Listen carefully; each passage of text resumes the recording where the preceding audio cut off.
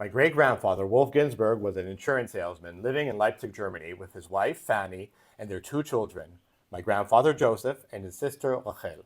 When the Nazis came to power, Wolf saw what many others still couldn't. This wasn't a passing storm. It was the beginning of something catastrophic.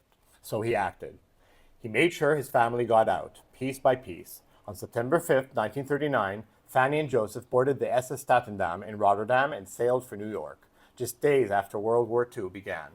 A little over a month later, on October 18th, Rahel arrived in Palestine with a group of young religious Zionists from the Brit Chalutzim Datiyim movement.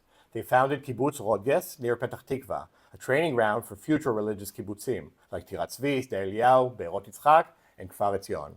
Wolf, meanwhile, stayed behind. He couldn't secure a visa for himself.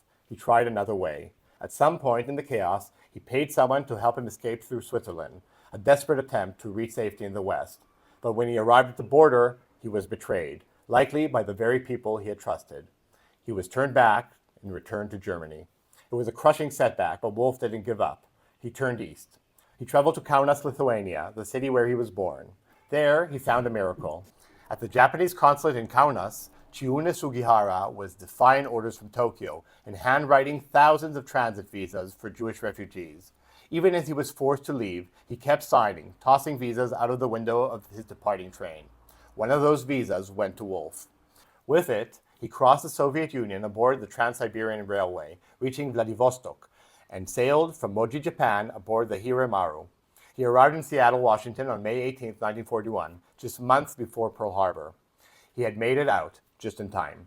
Wolf reunited with Fanny and Joseph in New York at 1 Arden Street, Manhattan. He became a U.S. citizen on December 18, 1944. By then, Joseph, my grandfather, was serving in the Pacific with the U.S. Navy, repairing radios aboard ships.